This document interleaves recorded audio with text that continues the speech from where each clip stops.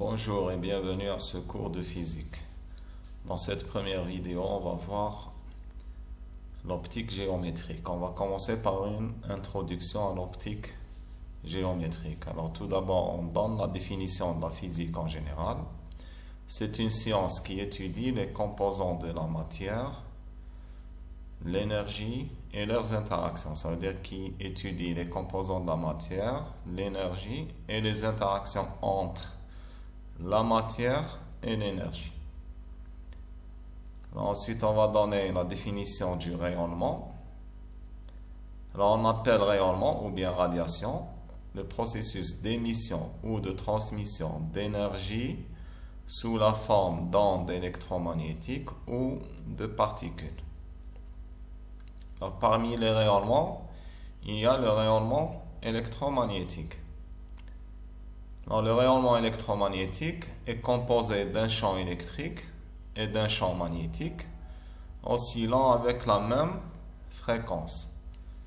Alors, tous les deux sont perpendiculaires l'un à l'autre et aussi ils sont tous les deux perpendiculaires à la direction de leur propagation. Donc, par exemple, ici, vous voyez le champ électrique en rouge, on l'a représenté en rouge. Donc, il est en train d'osciller. La même chose pour le champ magnétique qui est représenté en bleu.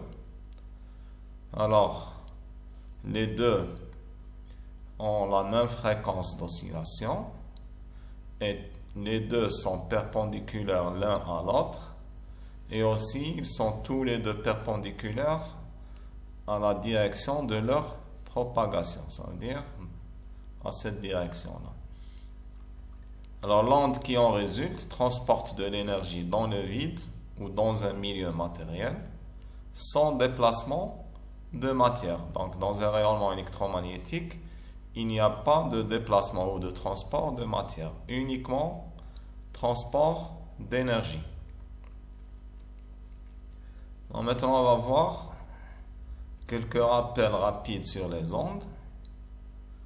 Alors, si on prend par exemple comme axe horizontal l'axe des distances, et si on représente les oscillations d'une onde sinusoïdale par exemple, comme ça, alors cette distance-là entre ce point-là et celui-là est appelée longueur d'onde. Alors ce n'est pas nécessairement entre ces deux points, ça peut être entre ce point-là et celui-là, ou bien entre ce point-là et celui-là, ou bien entre ce point-là et celui-là. Alors, toutes ces distances-là représentent une longueur d'onde qui est symbolisée par la lettre grecque lambda.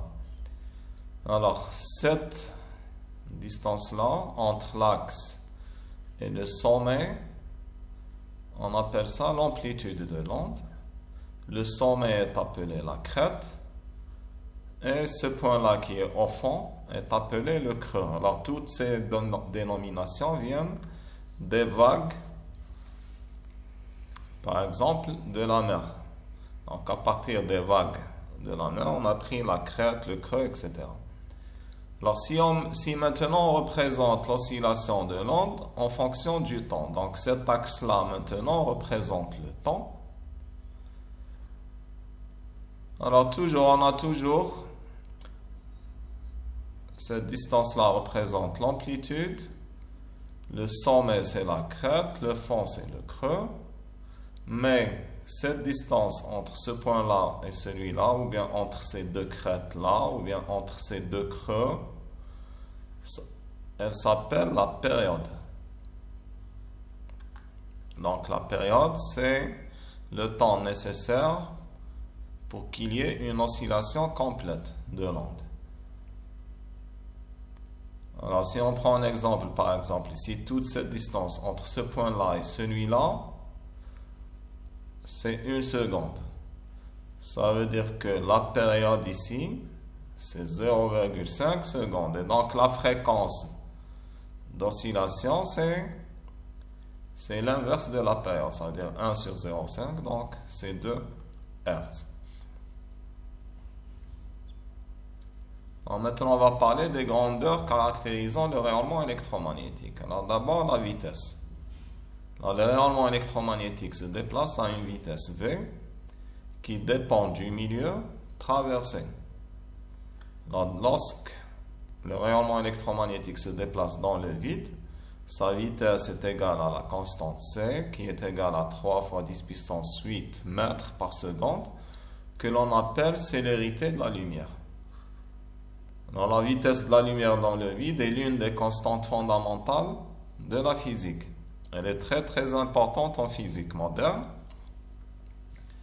Et aussi, il n'existe aucun objet physique qui puisse avoir une vitesse supérieure à c. Tout ce qui existe dans l'univers, jusqu'à maintenant, ne peut posséder une vitesse supérieure à c. Alors, dans un milieu matériel, la vitesse de propagation de la lumière est toujours inférieure à c. Alors, la dimension de la vitesse v, c'est une longueur divisée par le temps. Alors, d'abord, en physique, il existe 4 dimensions fondamentales qui sont la longueur, la masse, le temps et la charge électrique. Donc, ce sont les 4 dimensions fondamentales. Toutes les autres dimensions peuvent être exprimées à l'aide de ces 4 dimensions fondamentales. Ou bien toutes les autres grandeurs peuvent s'exprimer à l'aide de ces 4 dimensions fondamentales. Alors, l'unité dans le système international pour la vitesse, c'est mètres par seconde.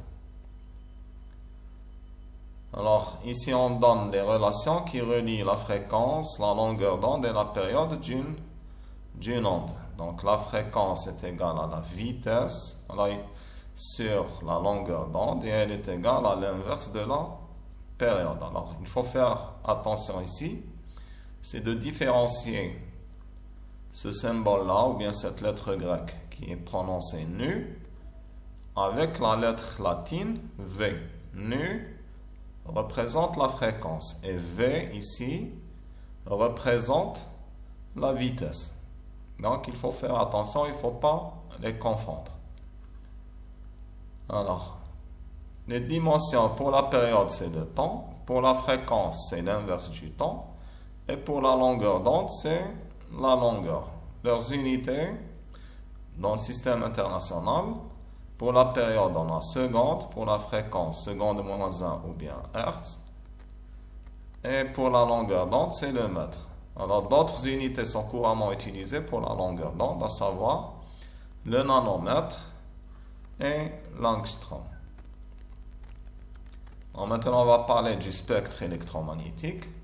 Alors, le spectre électromagnétique représente la représentation des ondes électromagnétiques qui existent dans l'univers en fonction de leur longueur d'onde, de leur fréquence ou bien encore de leur énergie. Donc, on peut faire cette représentation en fonction de plusieurs paramètres. On peut utiliser la longueur d'onde ou bien la fréquence ou bien l'énergie ou bien, par exemple, même la période.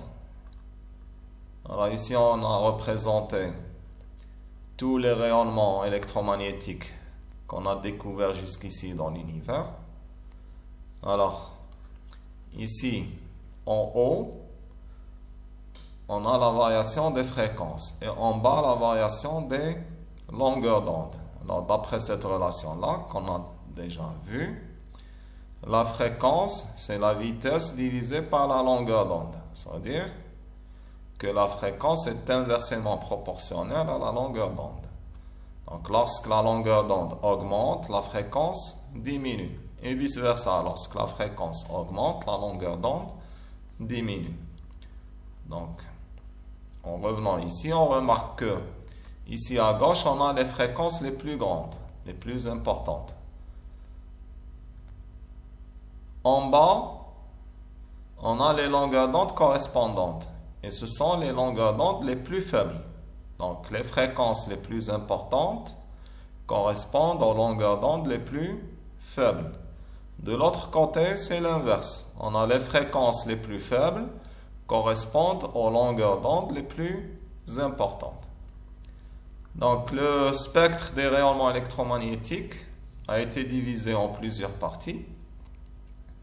Alors, si on commence par exemple par les rayonnements électromagnétiques les moins énergétiques. On a les grandes ondes d'abord, qui ont les fréquences les plus faibles. Alors, on sait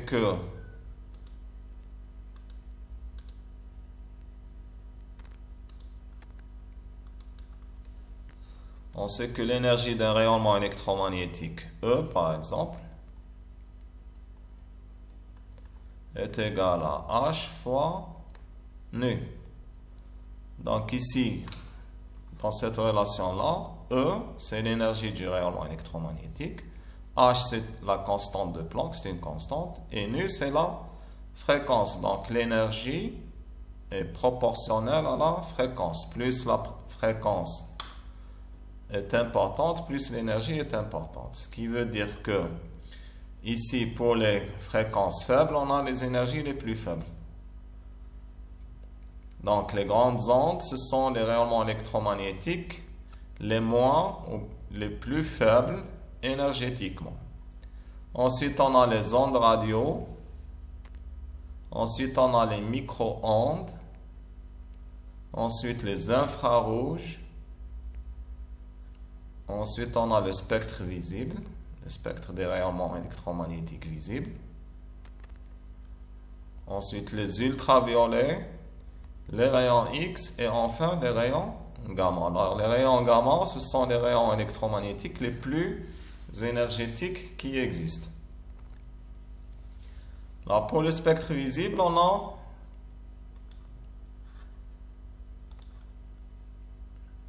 donc pour le spectre visible, ces longueurs d'onde varient entre environ 380 jusqu'à à peu près 720 nanomètres. Alors, ça va du violet, de la couleur violette, jusqu'au rouge. Alors, toutes ces lumières, ce sont toutes des rayonnements électromagnétiques. La seule différence, c'est la longueur d'onde. La même chose ici. La différence entre rayons X, infrarouge, ultraviolet, grandes ondes, ondes radio, etc., c'est leur longueur d'onde ou bien leur fréquence ou bien leur énergie, c'est tout. Mais ce sont tous des rayonnements électromagnétiques.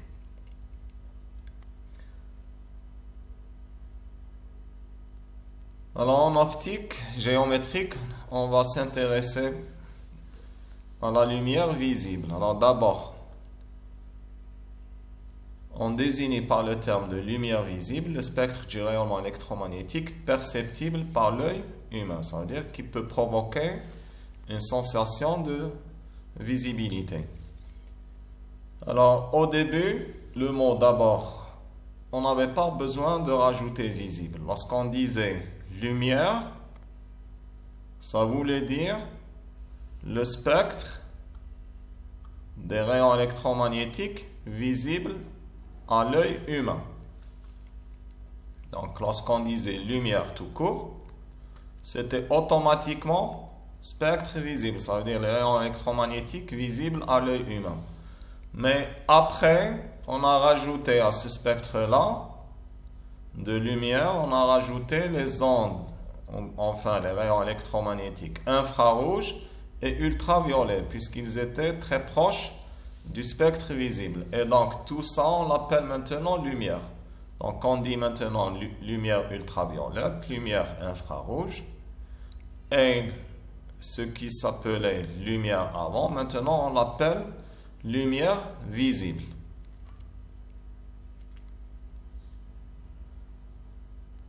Dans les longueurs d'onde de la lumière visible s'échelonnent d'environ 380 nanomètres pour le violet jusqu'à 780 nanomètres pour le rouge. Alors au-delà de 780 nanomètres, c'est l'infrarouge. Et pour les longueurs d'onde inférieures à 380 nanomètres, on a l'ultraviolet.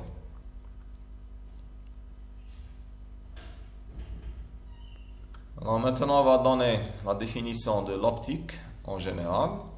Alors l'optique est la branche de la physique qui traite de la lumière, de son comportement et de ses propriétés,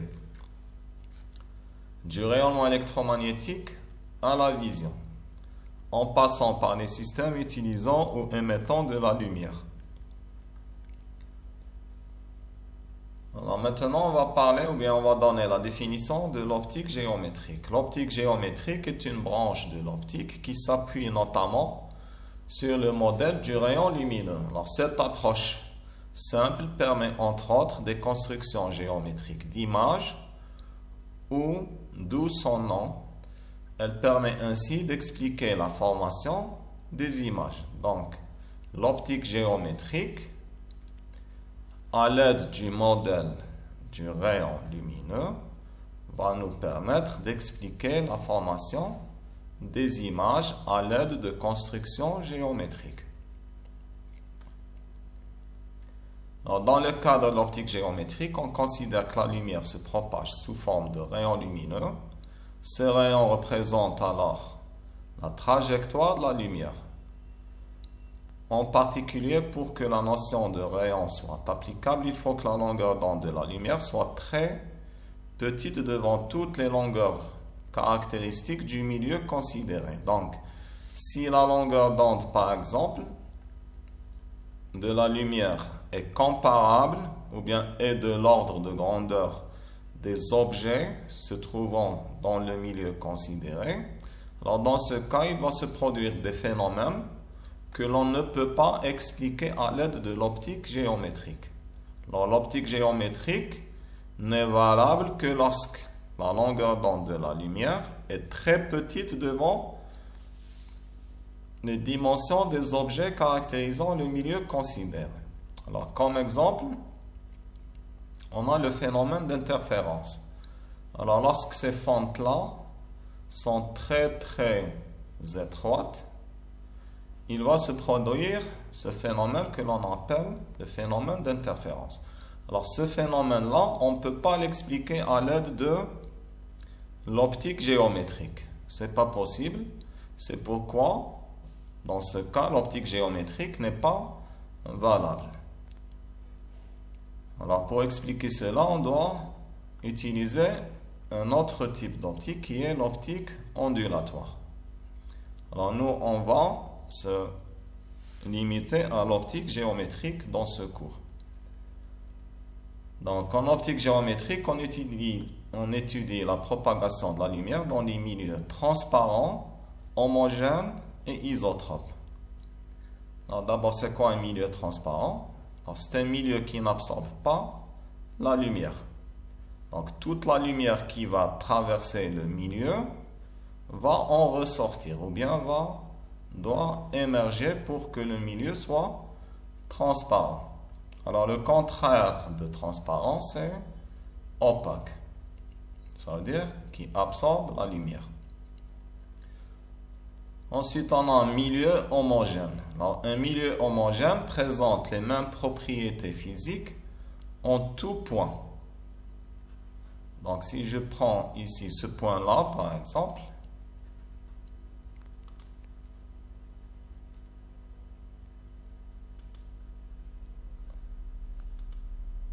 ou bien ce point-là, ou bien ce point-là, pour que ce milieu soit homogène, il faut que les propriétés physiques du milieu soient les mêmes dans tous les points du milieu. Le milieu isotrope, c'est un milieu qui présente les mêmes propriétés physiques dans toutes les directions. Alors avant ici, le contraire de homogène, c'est hétérogène. Et le contraire d'isotrope, c'est anisotrope. Ça veut dire que si je suis dans un milieu isotrope et que je me déplace dans ce sens-là, ou bien dans cette direction-là, dans celle-là, ou bien dans celle-là, je dois avoir les mêmes propriétés physiques dans toutes les directions. Alors,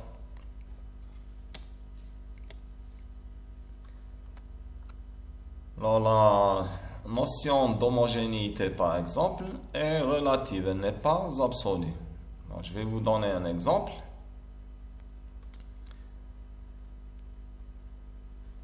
Alors, par exemple, ici, on a un bloc d'acier. Alors, à cette échelle-là, le bloc d'acier est homogène. Par contre, si on se place à une autre échelle, plus petite, donc on voit les grains, l'acier est composé de fer et de carbone. Donc ici, en gris clair ou bien en blanc, c'est le fer. Et en noir, c'est le carbone. Alors ici, en voyant ça, on va se dire que l'acier n'est pas homogène, qu'il est hétérogène. Contrairement, lorsqu'on était à cette échelle-là. Alors, à cette échelle-là, si on prend une petite partie ou bien un grain de fer comme ça, on peut se dire que ce fer est homogène. Et il est vraiment homogène. À cette échelle-là, il est homogène. Mais si on se place à une autre échelle encore plus petite, alors on sait que les atomes de fer dans l'acier ont une structure cubique. Et donc, si l'observateur se place ici sur cette face-là, ou bien au centre du cube, ou bien sur l'une de ses faces, ou bien sur l'une de ses arêtes, il n'aura pas les mêmes propriétés physiques. Donc, encore à cette échelle-là, le fer devient hétérogène.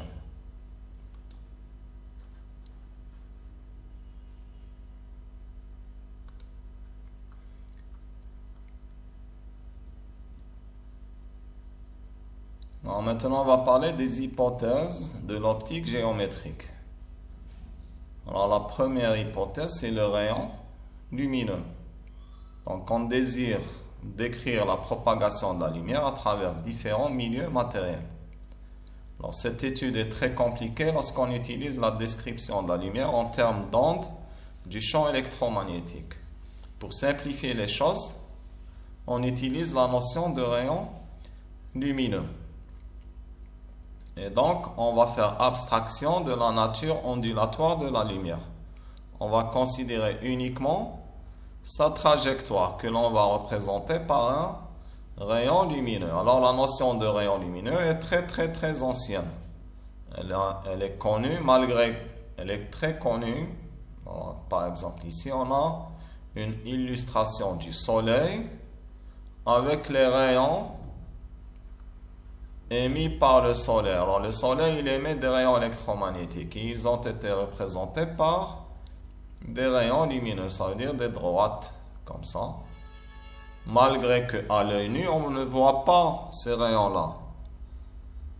Alors, la même chose, si on demande ça à un enfant de représenter le soleil, il va dessiner ça. Donc, cette notion-là est très connue chez tout le monde.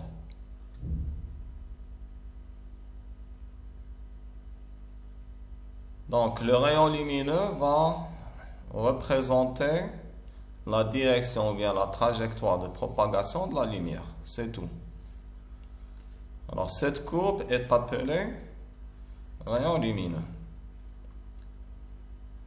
Alors, la deuxième hypothèse, c'est l'indépendance des rayons lumineux. Alors, les rayons lumineux sont considérés comme indépendants les uns des autres. Ça veut dire que si j'ai plusieurs rayons lumineux, celui-là ou bien celui-là est indépendant des autres rayons. La même chose pour ceux-là. Même s'ils se croisent, le rayon rouge, même s'il croise le rayon bleu, il va continuer sur sa direction initiale, comme si le rayon bleu ou bien le rayon vert n'existait pas. La même chose pour le rayon vert.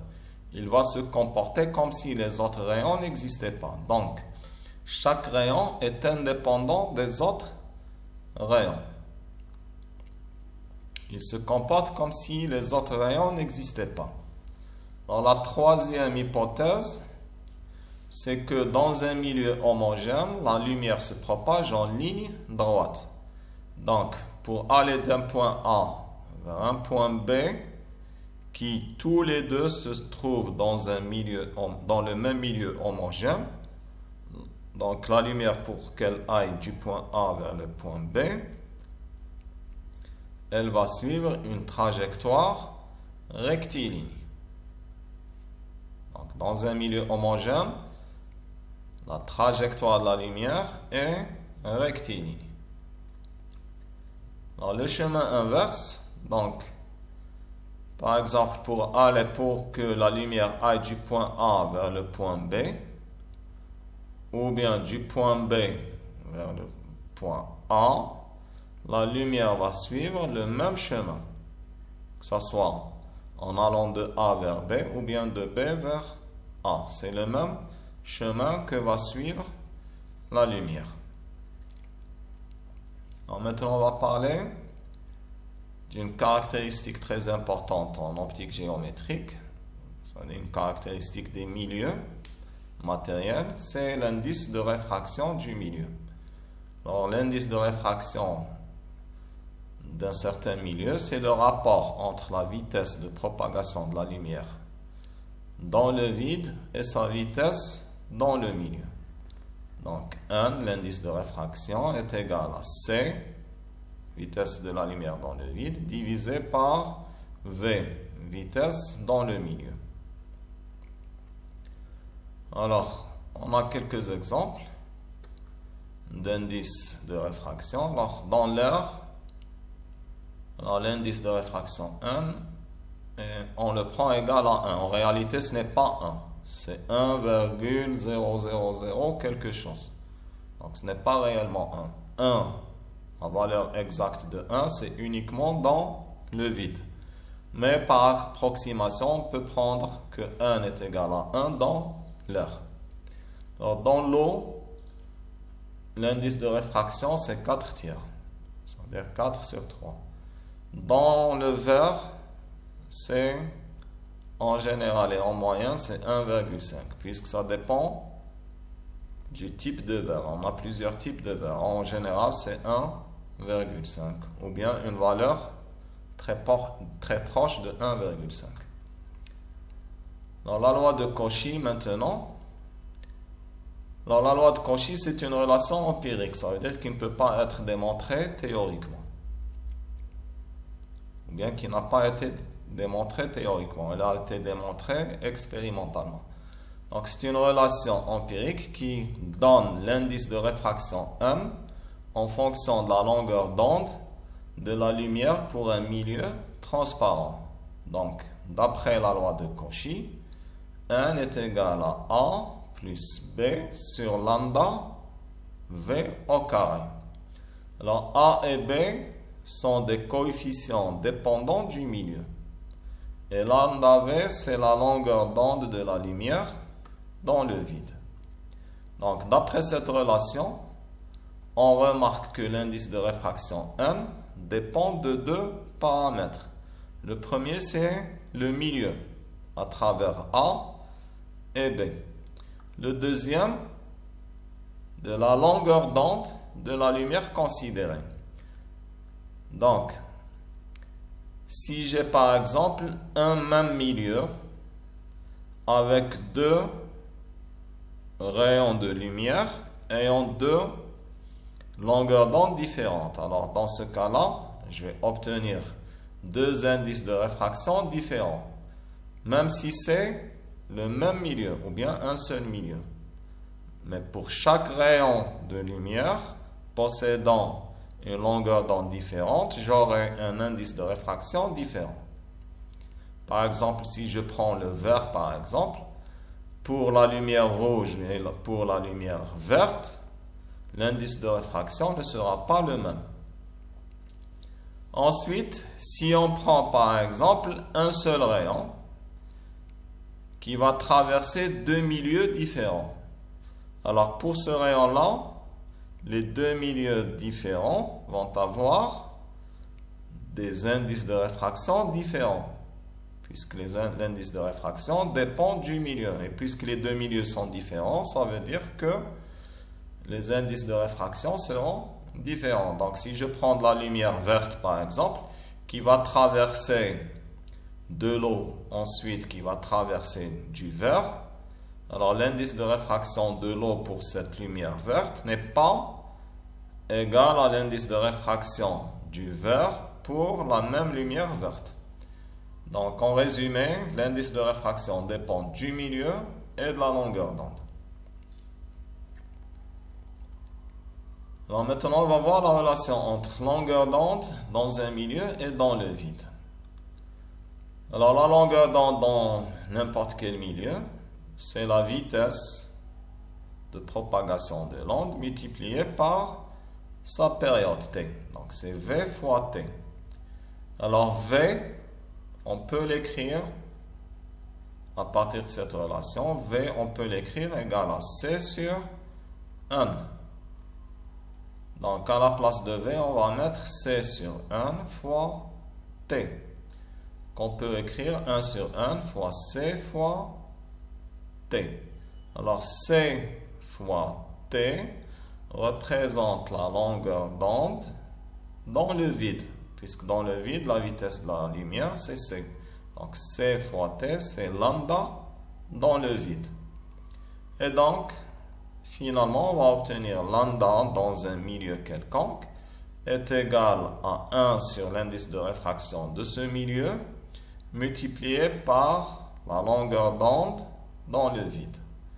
Alors, sachant que n est toujours supérieur à 1, donc on aura lambda dans n'importe quel milieu est toujours inférieur à lambda dans le vide. Alors n est supérieur à 1 parce que, comme on l'a déjà dit, V est toujours inférieur à C. Elle est toujours inférieure ou égale à C.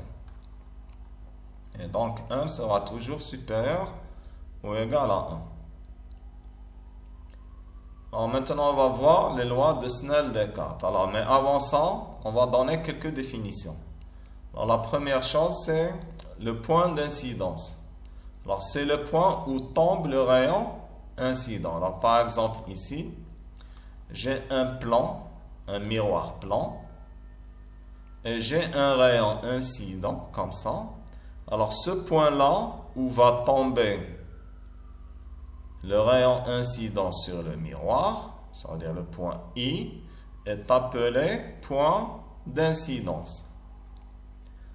Ensuite, la normale. La normale, c'est quoi? C'est la droite qui passe par le point d'incidence et qui est perpendiculaire au plan tangent au point d'incidence. Donc, ici, en venant ici, en ce point I, point d'incidence, le plan tangent au point d'incidence, c'est le miroir, puisque c'est un miroir plan ici. Donc la normale, c'est cette droite-là, qui est perpendiculaire au miroir. Ensuite, l'angle d'incidence, c'est l'angle entre la normale et le rayon incident, ça veut dire cet angle-là.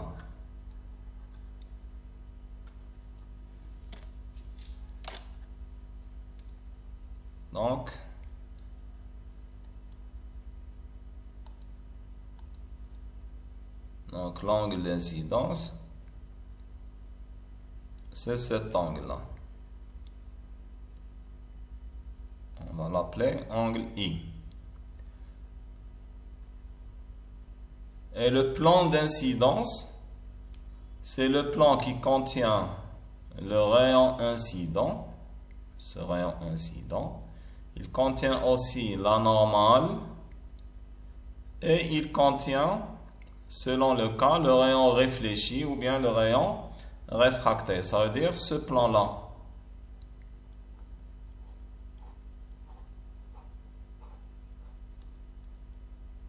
Alors ce plan-là est appelé plan d'incidence.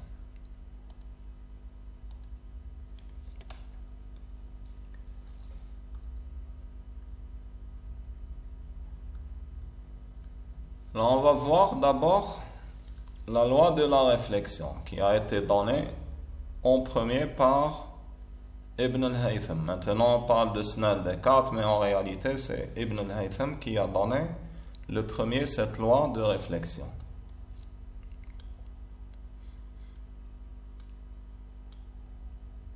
Alors, la loi de la réflexion, qu'est-ce qu'elle dit? Elle dit que l'angle de réflexion, R, est égal à l'angle d'incidence I. Alors ici, R et I représentent les valeurs absolues des angles de réflexion et d'incidence. Donc si on revient ici, alors cet angle-là,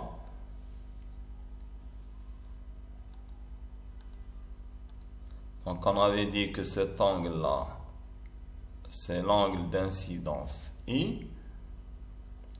Ça, c'est le rayon incident. Et puisque ça c'est un miroir, donc le rayon sera réfléchi. Alors le rayon réfléchi est celui-là. Et l'angle de réflexion,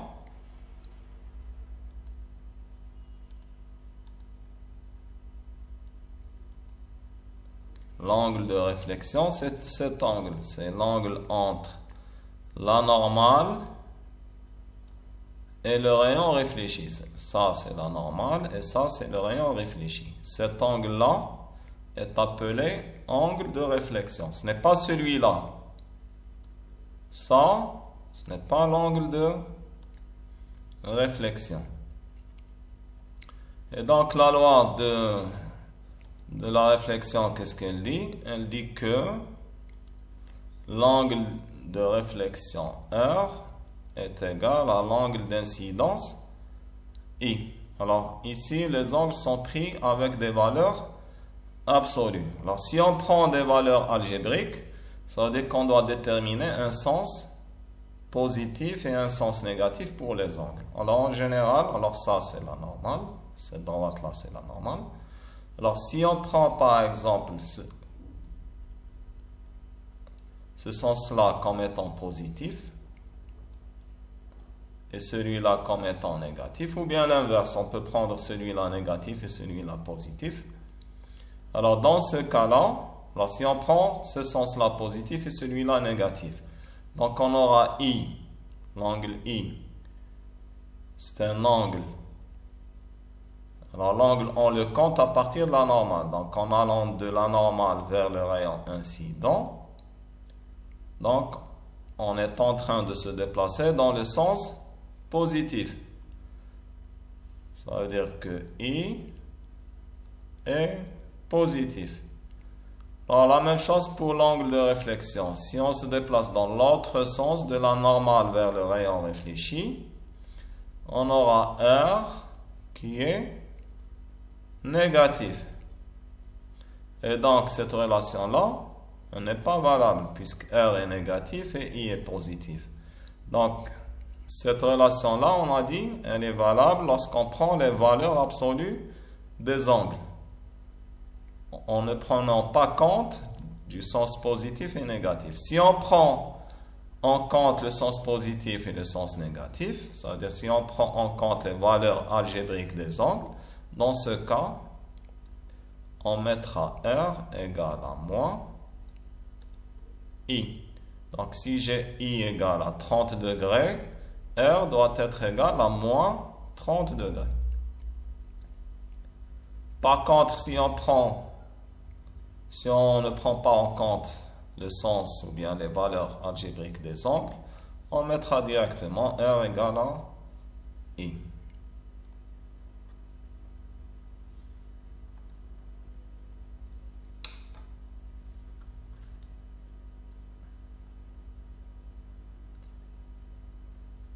Alors maintenant, on va parler de la déviation du rayon réfléchi. Alors d'abord, c'est quoi la déviation? Alors l'angle de déviation est l'angle entre la direction du rayon incident et le rayon réfléchi. Donc si on vient ici, donc ça c'est le rayon incident. Alors s'il n'y avait pas ce miroir là, le rayon aurait continué dans cette direction-là. Donc ça, c'est la direction initiale du rayon incident. Et puisqu'il a été réfléchi, il a changé de direction. Maintenant, il se dirige dans cette direction-là après sa réflexion. Alors, on dit que l'angle incident a subi une déviation D. Alors, l'angle de déviation, c'est l'angle entre la direction initiale, celle-là, et le rayon réfléchi, celui-là. Ça veut dire, c'est cet angle-là.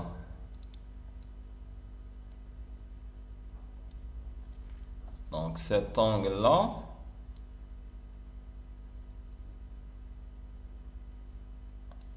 c'est l'angle de déviation, D. Alors,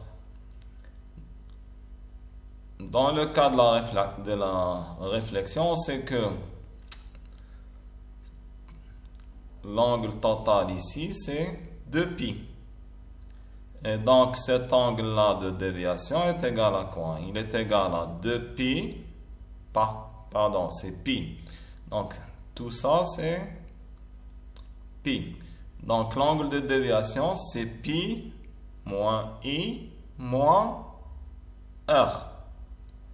Alors, en prenant les valeurs absolues des deux angles, sachant que r est égal à i, donc d'abord, on a d est égal à π moins i moins r. Sachant que r est égal à i, ça veut dire que d est égal à π moins i moins r moins i. Alors ça, c'est i. Et donc, c'est π moins 2i. Ça, c'est l'angle de déviation dans le cas d'une réflexion.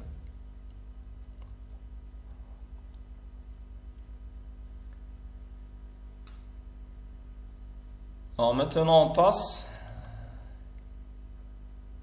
à la réfraction.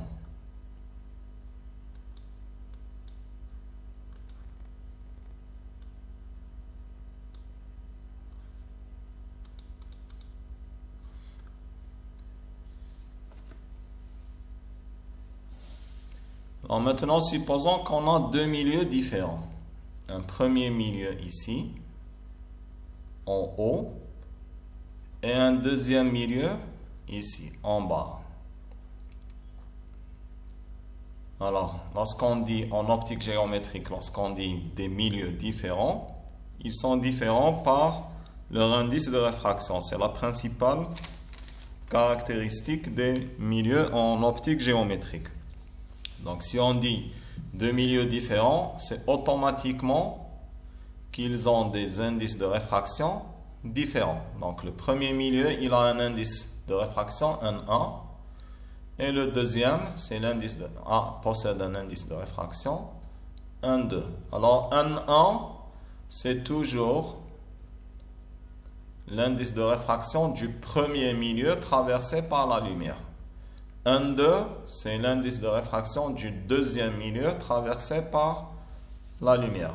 Donc, un 1 pour le milieu d'incidence et un 2 pour le milieu de réfraction. Donc, lorsqu'un rayon passe d'un milieu d'indice, d'un certain indice, par exemple un 1, vers un autre milieu, il va subir une déviation. Ça veut dire qu'il ne va pas continuer tout droit. Il va subir une déviation. Alors, ou bien on dit qu'il va subir une réfraction. La déviation, c'est général. Ça peut être dans une réfraction ou bien dans une réflexion. Alors ici, c'est le cas particulier de la réfraction. Lorsqu'un rayon passe d'un milieu vers un autre milieu, il subit une réfraction. Donc ici, on a représenté l'angle d'incidence qui est l'angle entre la normale et le rayon incident. Et en bas en bleu, l'angle R représente l'angle de réfraction, qui est l'angle entre toujours la normale et le rayon qui a été réfracté. Alors, la relation entre les deux angles est donnée par la loi de la réfraction de Snell-Descartes. Elle s'écrit comme ça. 1,1 sinus I égale à 1,2 sinus R.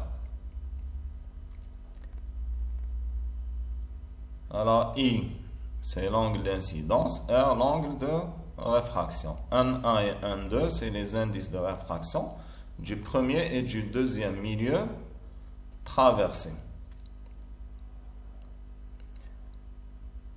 Alors, pour la déviation, ici, pour la déviation, on a l'angle de déviation est égal à R moins I. Alors ici, vous faites attention parce que dans certains livres, vous allez trouver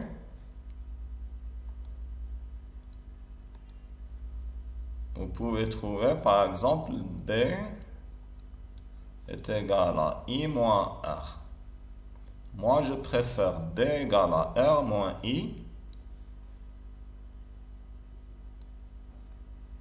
parce que supposons par exemple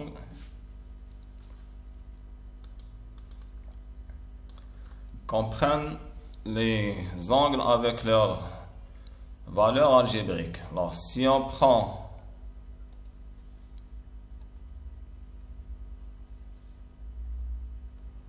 si on prend le sens positif par exemple, comme ça, donc comme ça, et comme ça, c'est le sens négatif. Alors, d'après ce schéma-là, I est positif, R est positif, mais D est négatif. Donc, si on applique D égale à I moins R, je vais obtenir D positif, alors que, d'après ce schéma-là, D est négatif, parce que le rayon se dirigeait dans cette direction. Ensuite, il a été dévié comme ça, dans ce sens-là. Ça veut dire dans le sens négatif. Ça veut dire que D est négatif. Donc, si on prend D égale à I moins R, j'aurai un résultat qui n'est pas conforme à ce schéma-là.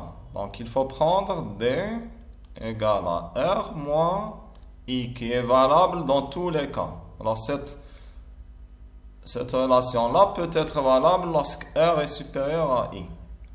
Par contre, cette relation-là est toujours valable. Donc, si ici, on a R est plus petit que I. Donc, si je fais R moins I, j'aurai D inférieur à 0. Ça veut dire que la déviation se fait dans le sens négatif. Et c'est ce qui se passe réellement. Donc, on a le rayon, il était dirigé dans cette direction. Ensuite, il a été dévié dans ce sens. Ça veut dire dans le sens négatif. Ça veut dire que D est négatif.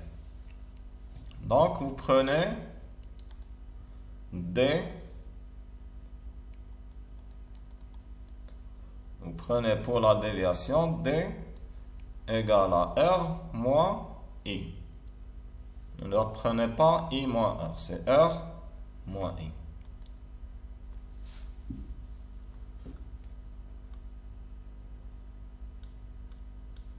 Alors maintenant, on va voir deux cas particuliers pour la réfraction.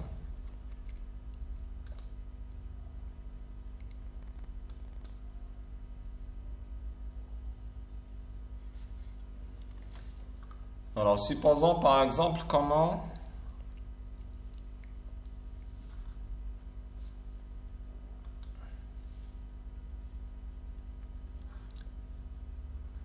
qu'on a deux milieux différents, par exemple.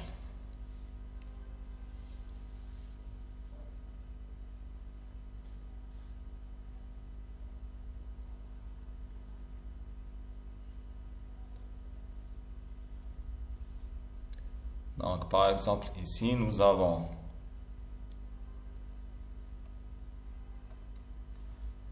par exemple, en haut, nous avons de l'heure et en bas, nous avons du verre. Alors, l'indice de l'heure, on va le mettre 1 et l'indice du verre, c'est 2. Donc, on prendra par exemple 1 égale à 1 et 2 égale à 1,5.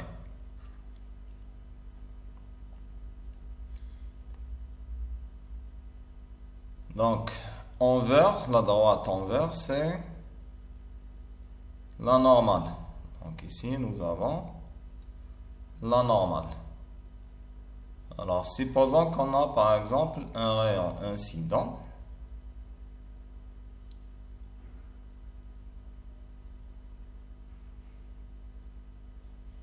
Avec un certain angle d'incidence. I par exemple.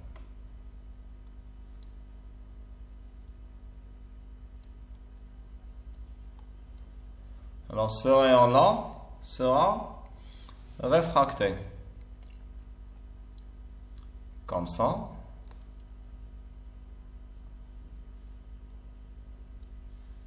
Avec un angle de réfraction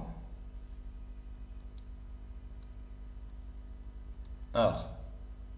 Alors, la relation entre R et I, elle est donnée par la loi de la réfraction, on la connaît. Donc, 1 sinus de I est égal à 2 sinus de R. Ça veut dire que sinus de R est égal à 1 sur 2 sinus de I. Alors, d'après cette relation, lorsque sinus de I augmente, sinus de R va augmenter. Et lorsque sinus de I diminue, sinus de R va diminuer. Ce qui veut dire que lorsque I augmente, R va augmenter. C'est la même chose. Si I diminue, R va diminuer. Alors les valeurs de I et de R, elles sont toutes les deux limitées entre 0 et 90 degrés. Donc, si on prend par exemple pour I égale à 0, je vais avoir R égale à 0. Pour I, alors tout ça en utilisant cette relation.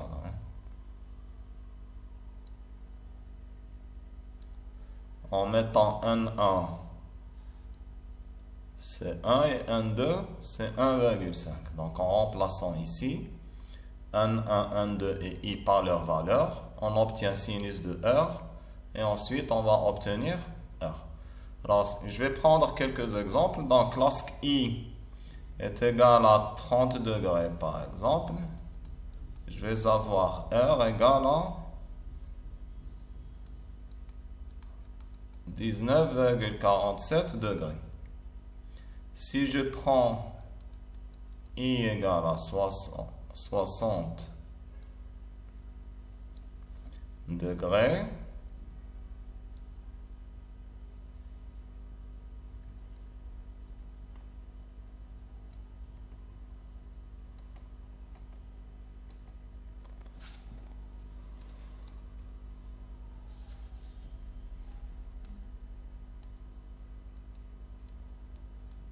donc je vais obtenir R égale à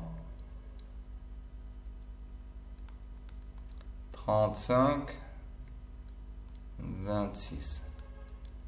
Et enfin, lorsque I est égal à 90 degrés, je vais obtenir R égale à 41,81 degrés.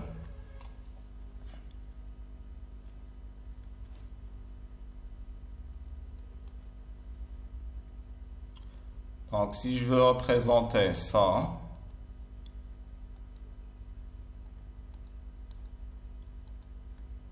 je vais avoir ça.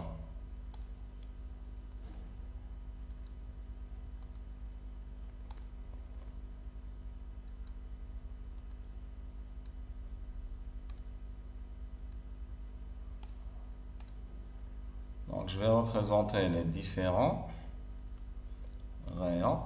Alors, le premier,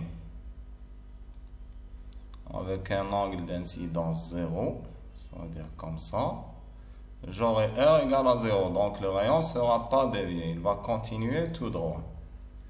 Ensuite, le deuxième, avec un angle de 30 degrés. Donc, j'aurai par exemple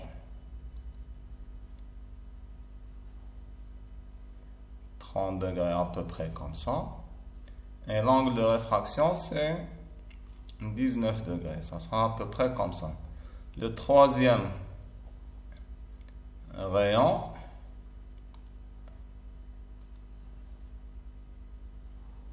à peu près 60 degrés. Et un angle de réfraction de 35 degrés, comme ça. Et finalement, lorsque j'ai un rayon avec un angle de réfraction égal à pi sur 2, l'angle de réfraction, enfin l'angle d'incidence c'est pi sur 2, l'angle de réfraction, ce sera 41,81 degrés. Donc on remarque que lorsque l'angle d'incidence augmente, lorsque l'angle d'incidence augmente, l'angle de réfraction, lui aussi, augmente. Mais il y a une limite maximale pour l'angle d'incidence, qui est pi sur 2. Donc, I max, c'est pi sur 2. On ne peut pas avoir I supérieur à pi sur 2. Alors, I max pi sur 2 correspond à un angle de réfraction appelé angle de réfraction limite, qui est R max, et dont on lui donne le symbole, c'est la lettre grecque lambda. Donc si on vous demande de trouver lambda, dans ce cas-là, vous pouvez écrire que sinus lambda est égal à 1 sur 1,2 sinus I correspondant. Alors, I qui correspond à lambda, c'est pi sur 2. Ça veut dire, c'est sinus pi sur 2. Puisque sinus pi sur 2, c'est 1, donc on a automatiquement sinus lambda égale à 1 sur 1,2. Alors ça, c'est dans le cas, on a obtenu tout ça, c'est lorsque on a pris un 1 inférieur à 1,2. Donc lorsqu'on a un 1 inférieur à 1,2, on a un angle de réfraction limite, lambda, dont la valeur est donnée par cette relation-là. Alors, dans l'autre cas particulier, c'est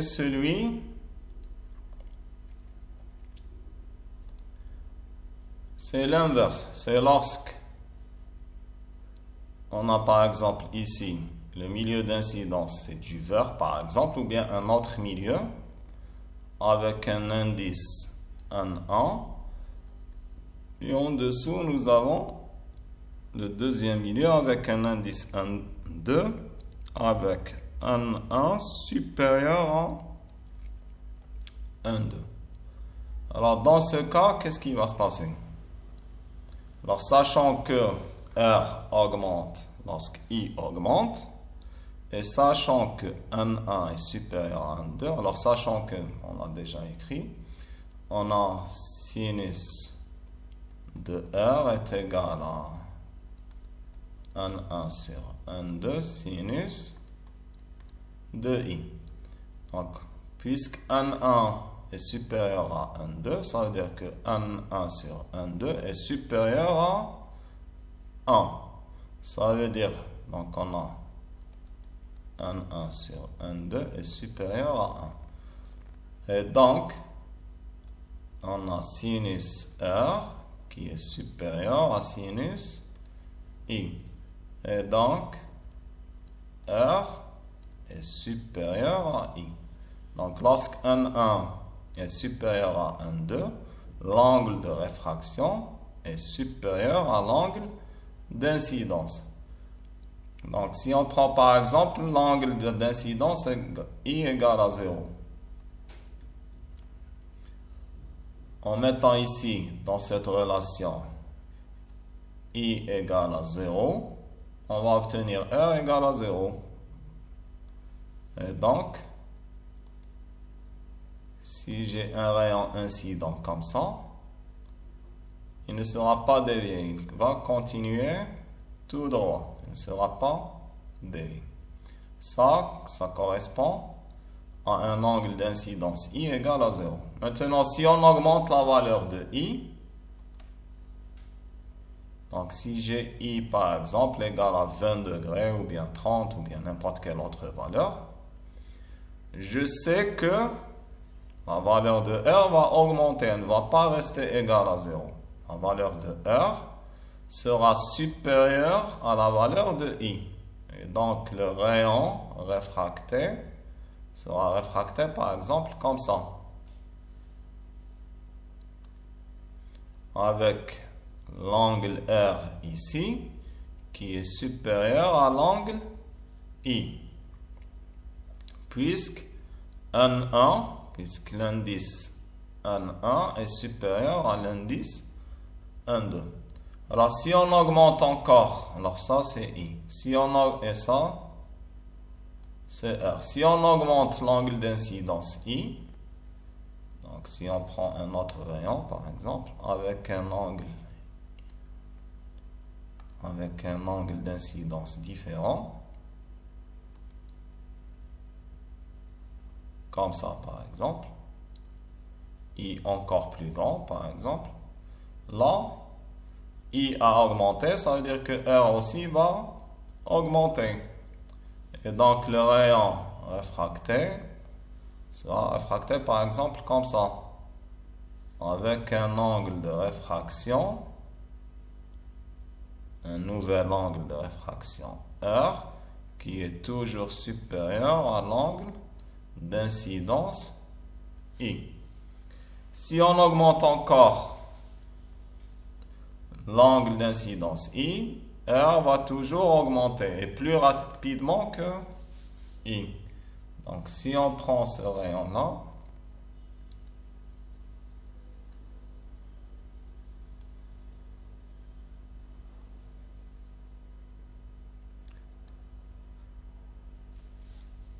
alors ce rayon-là va correspondre par exemple à un angle de réfraction R égale à pi sur 2. Donc j'aurai ici R égale à, donc j'aurai R égale à pi sur 2 pour un certain angle d'incidence I qu'on va appeler angle d'incidence limite. Ça veut dire que lorsque l'angle d'incidence est égal à I limite, l'angle de réfraction sera égal à pi sur 2.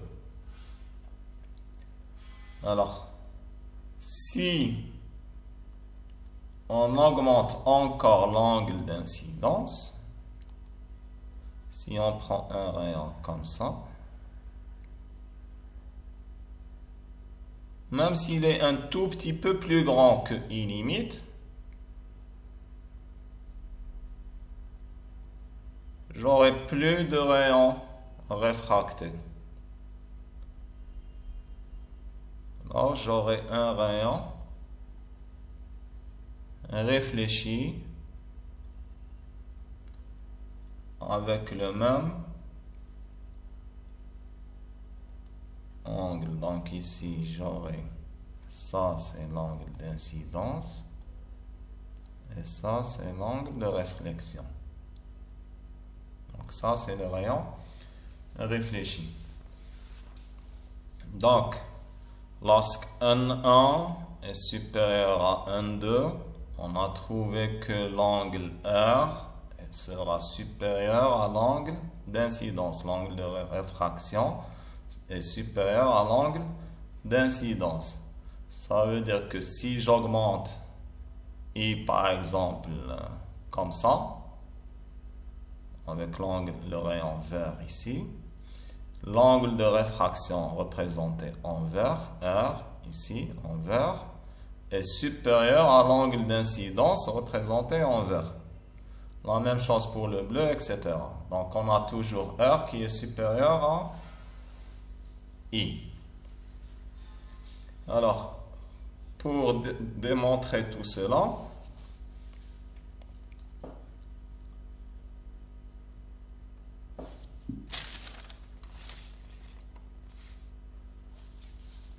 donc on sait que sinus de R est égal à N1 sur N2 sinus de I. Ou bien on peut l'écrire d'une autre manière. Sinus de I est égal à, ou bien on peut l'écrire de l'autre côté. Donc, c'est l'équivalent de sinus I est égal à N2 sur N1 sinus R. Alors, lorsque R est égal à pi sur 2, ça veut dire que, comme on l'a déjà dit ici, lorsque R, en rouge ici, lorsque R est égal à pi sur 2, I est égal à sa valeur d'incidence limite. Donc, c'est I limite. Donc,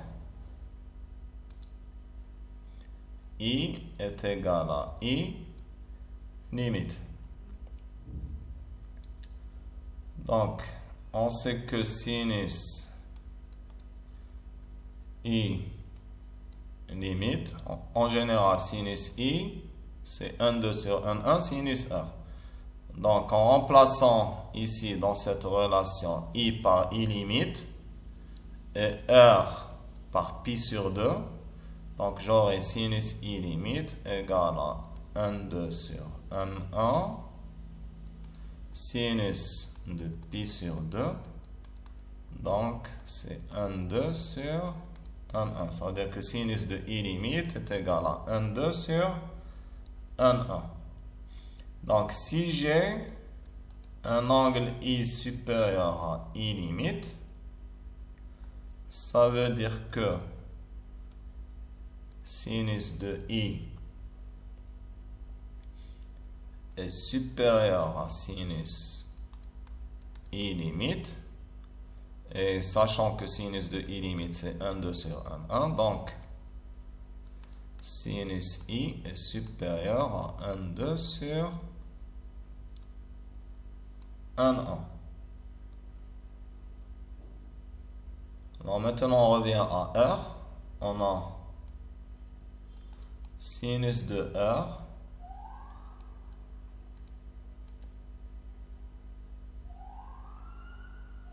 là, on a sinus de R qui est égal à N1 sur N2 sinus I. Et sachant que sinus de I est supérieur à N2 sur N1, ça veut dire que sinus de R est supérieur à 1 sur 1,2 fois 1,2 sur 1,1. Donc ça implique que sinus de R est supérieur à 1. Alors mathématiquement, qu'est-ce que ça veut dire? Ça veut dire que R n'existe pas, qu'il n'y a pas d'angle R ayant un sinus supérieur à 1. Alors ça, c'est mathématiquement. Physiquement, qu'est-ce que ça veut dire? Alors R, c'est quoi? C'est l'angle de réfraction. Physiquement, ça veut dire qu'il n'y a plus de réfraction. Alors, qu'est-ce qui va se passer? Donc, on revient vers notre rayon.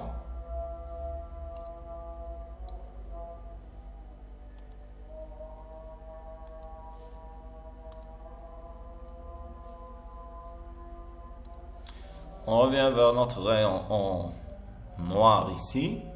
Ce rayon en noir correspond à un angle I supérieur à I limite, comme ici. Donc on a I supérieur à I limite. Lorsque I est supérieur à I limite, R n'existe pas. Donc il n'y a pas de réfraction. Donc on revient ici. Donc pour ce rayon-là, il n'y a pas de rayon réfracté. Donc ce rayon-là, où est-ce qu'il va? Il ne va pas disparaître comme ça. Il n'est pas absorbé. Parce que c'est en optique géométrique, on a dit qu'on étudie la lumière dans les milieux transparents. Donc tous ces milieux-là sont transparents. Ils n'absorbent pas la lumière. Donc le rayon incident ne va pas disparaître. Où est-ce qu'il va? Ce rayon-là, il va être réfléchi. Comme ça. Avec un angle de réflexion. Avec un angle de réflexion, R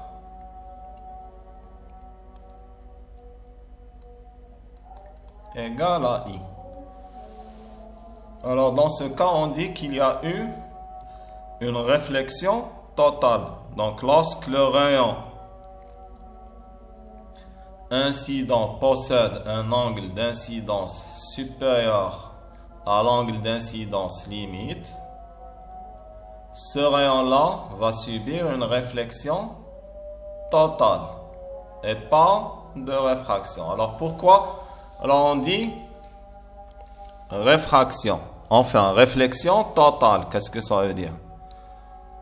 Ça veut dire qu'avant, il y avait une réflexion partielle. Donc,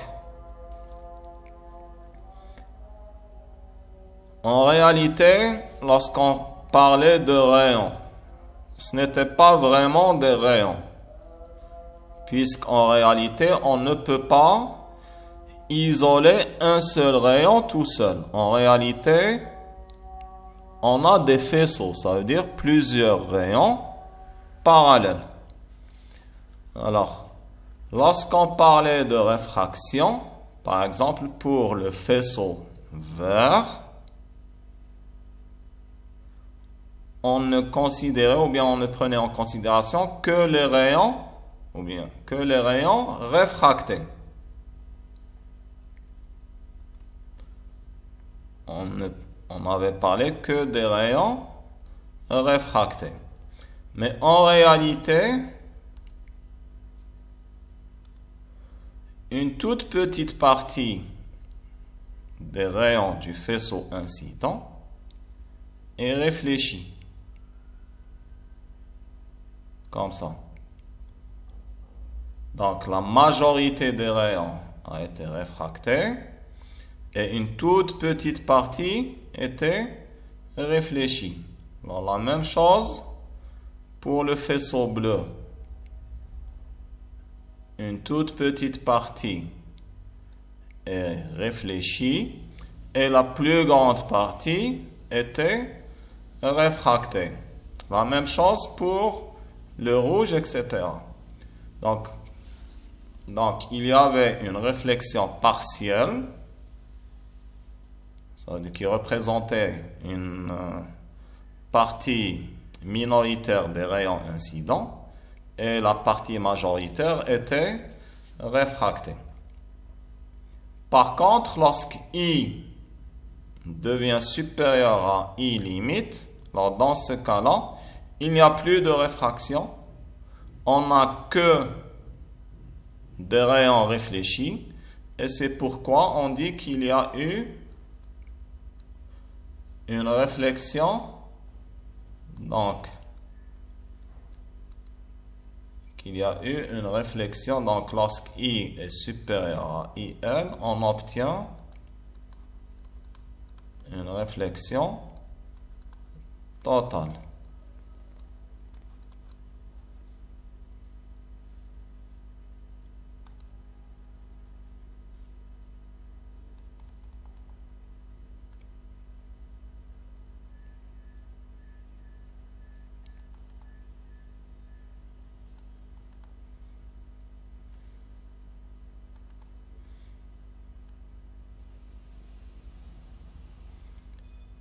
Alors, cette première vidéo est terminée. On continuera dans une prochaine vidéo, Inch'Allah.